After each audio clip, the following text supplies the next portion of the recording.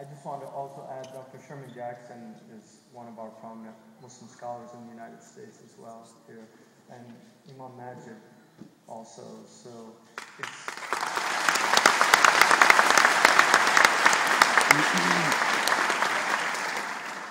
we begin in the name of God. Muslims say Bismillah, Ar-Rahman, Ar-Rahim, the merciful and the compassionate. It's related also to a Jewish root word, Racham, and it comes from womb.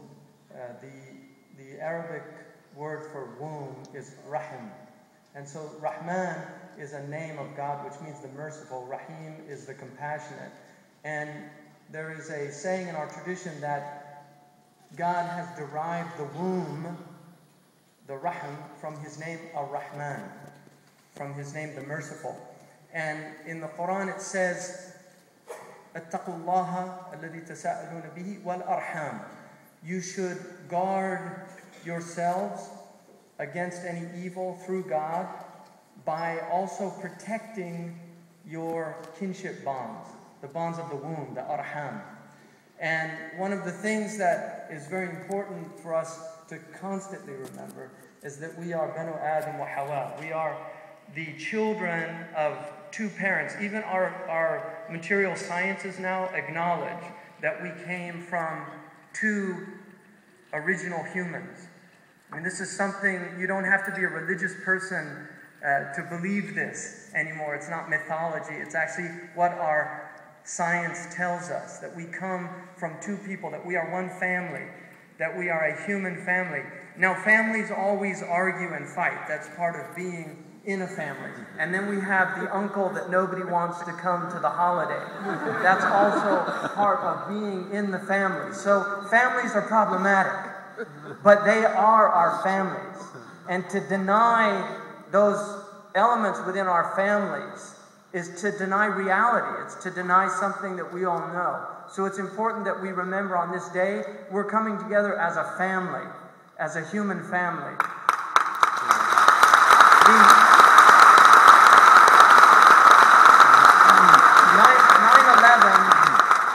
9/11 has been likened to Pearl Harbor for many Americans. My father, when Pearl Harbor happened, was still in high school, but at the age of 17, he was here in Rockville, Maryland, at Georgetown Preparatory School. At the age of 17, he got his mother's permission, his father had already died, to sign up in his senior year of high school. He left high school to join the military and was actually given his high school diploma as a deferred diploma. That was the type of sentiment that happened in the United States at that time.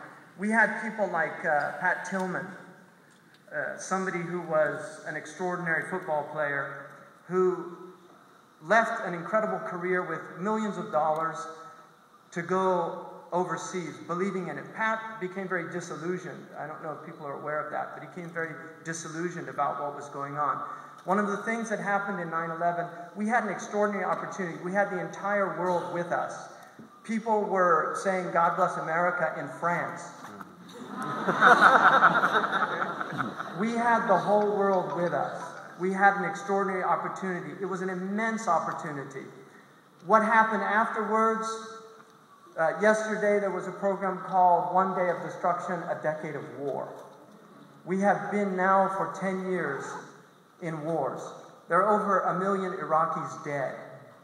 There are countless civilians. We'll never know their names. We have the names of our victims on stone. We won't know the names of the Afghani victims. We won't know the names of the Iraqi victims. There won't be memorials to those people. We have to really think about where we're going as a country and the type of country we want to be. This country, to me, it is my home.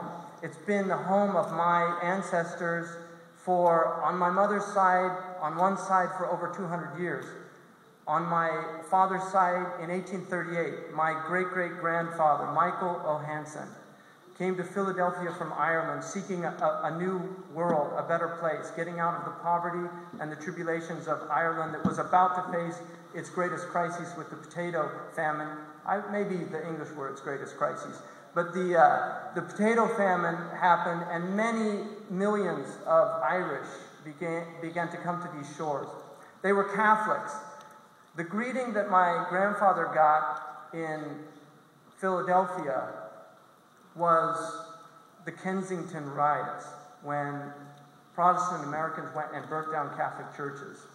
Scores of Irish Catholics were killed. And it was because somebody had spread a rumor that the Catholics wanted to replace the Protestant Bible that was being taught in the public schools with the Catholic Bible. This is what started the riot. But as Abrahamic people, we believe that good comes out of evil. That actually transformed America, because Americans were so distraught at the fact that people went and burnt down these churches that they actually began to transform the psyche. And Philadelphia, actually within 10 years after those events, was a very different city, because they recognized that something had to change. These are the two ways that people can go. They can go the way of hate, they can go the way of more factionalism, more provincialism, or they can go the way of reaching out to the other. What's extraordinary for me about being in a synagogue today is that the Jewish American community and the African American community have done more to transform the mental landscape of this country than any other two communities, as far as I'm concerned. We are a more tolerant country today because of the Jews that went down, and some of them got their heads bashed in the South when they went down to do voter registration, when they allied with the African American community. And you can read this in the history of the NAACP and look at the unity, because the Jewish community knew that their fate was tied with the African American community. They would not be accepted as long as there was one group that was not accepted. They would not be accepted. And that's why they fought for social justice in this country. And that fight continues today. It continues today. What kind of America do we want? Do we want a diverse America where we can actually live up to the ideals that might have been, at the time that they were written down, that all men are created equal? They might have been not fully understood or not even fully implied, but they were there from the start in this country. And that's the power of this country.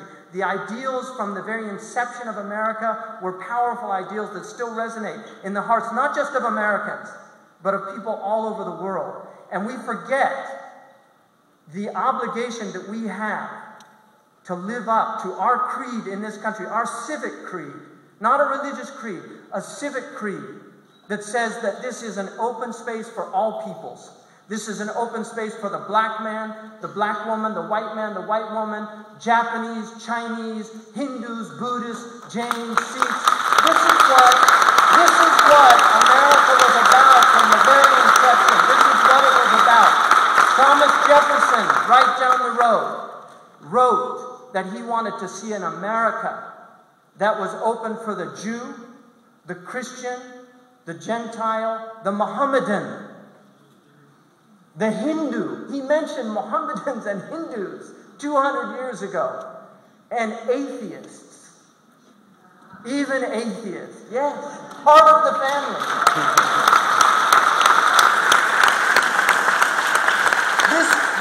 This is our opportunity. This anniversary should remind us of what went wrong. Some things went wrong, but what we need to continue to set right. That's what we're about as Americans. The thing I love most about going to a bookstore is the self-help section is the biggest section. Because Americans know we're screwed up. We know it. But we want to get better. We want to get better. And that's why the self-help industry is the biggest industry in the publishing business. Because we do want to get better. But we have to know what makes us ill. And just in conclusion, those people that struck those towers on September 11th, in their misguided minds, they felt that they were doing something that was justifiable.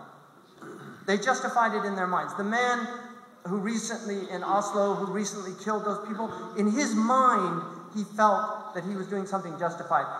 There are people in Palestine, in Israel, that do heinous things, thinking in their minds that these are justified. These are happening all over the world. Justice is nothing if it is not tempered with mercy. This is the essential truth. And our religions, all of them, teach this truth.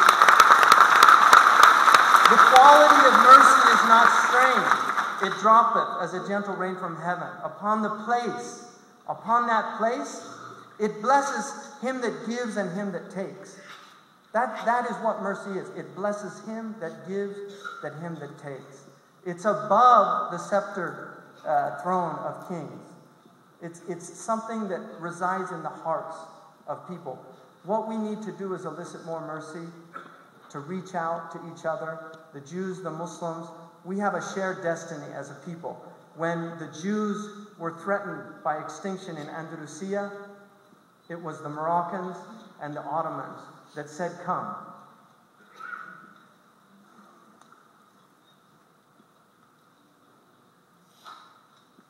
Come to us. And the Jews in Morocco, to this day, they acknowledge that. Even the Jews in diaspora from Morocco acknowledge that. The Jews in Muslim countries have always known that it was the Muslims that gave them haven when they were being persecuted. And of all communities, I call on the Jewish community to rise up to the truths of your religion and to recognize this type of fascistic thought, wherever it comes from, whether it's from the people that hate Islam or the haters within Islam, to recognize it for what it is. We need to come together in solidarity, and I believe that we can do it, inshallah, and this is a sign. Thank you very much.